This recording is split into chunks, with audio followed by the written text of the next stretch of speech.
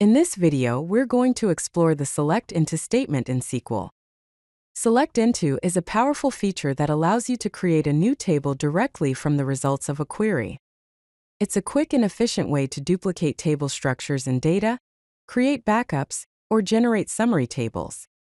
Let's dive in and see how it works. Here's the basic syntax of the Select Into statement. You start with the select keyword, followed by the list of columns you want to include in the new table. Then, you use the into keyword to specify the name of the new table that will be created. Next, use the from keyword to specify the source table, which you are querying. Finally, include a where clause to filter the data. Remember, the new table automatically inherits the data types from the columns in the source table. Let's look at an example. Let's walk through a basic example. On the left, there is an employees table with columns like employee ID, first name, last name, and department.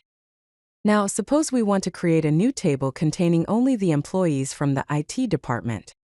To do that, we'd use the following Select Into statement.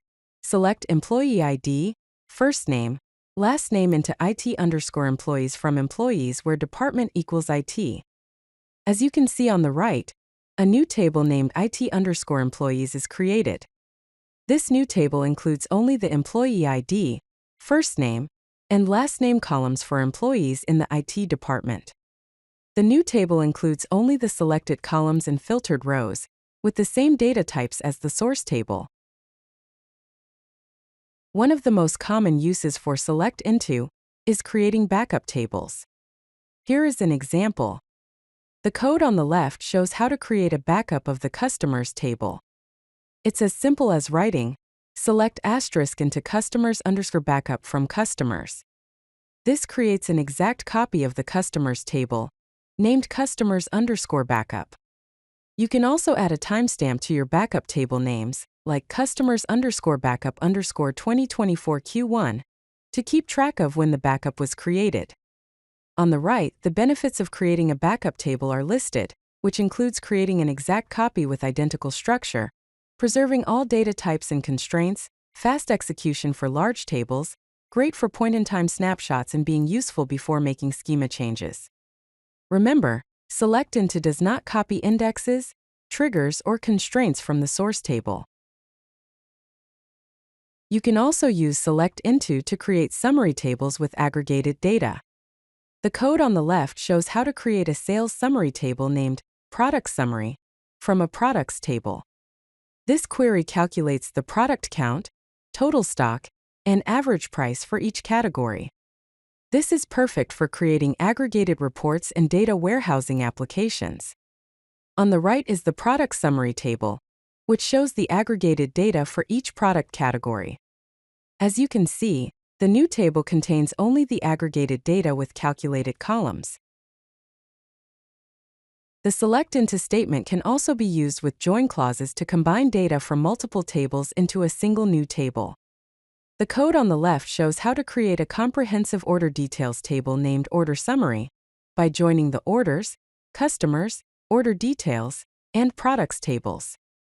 The diagram on the right visually represents how these tables are related and combined. Select Into works with any valid select statement, including complex joins and subqueries. The new table contains combined data from multiple related tables into a single table. It's important to be aware that the implementation of Select Into can vary depending on the database system you're using. SQL Server and MS Access fully support the standard Select Into syntax. MySQL and Oracle typically use Create Table AS Select instead. PostgreSQL supports both Create Table AS Select or Select Into. Also, the Create Table AS Select is the more portable alternative that works across most database systems. There are also limitations and considerations. Select Into does not copy indexes, constraints, or triggers from the source table. It also may require specific permissions to create new tables and can consume significant storage space with large tables. You'll need to manually add indexes and constraints to the new table as needed after creation. Here are some best practices to keep in mind when using Select Into. Use descriptive names for the new tables. Add appropriate indexes after table creation. Set permissions on the new table. Document the purpose of created tables. Use date or timestamps for backup tables. Be aware of storage space requirements. Also, consider using Create Table as Select for portability. Here's a complete example which creates a comprehensive report table named Quarterly Sales Report _Q1. After creation, remember to add appropriate indexes. In conclusion, Select Into is a powerful tool for data manipulation, reporting, and backup strategies. This statement creates a new table based on the result set of a query. If you like this video, hit that like button and don't forget to subscribe.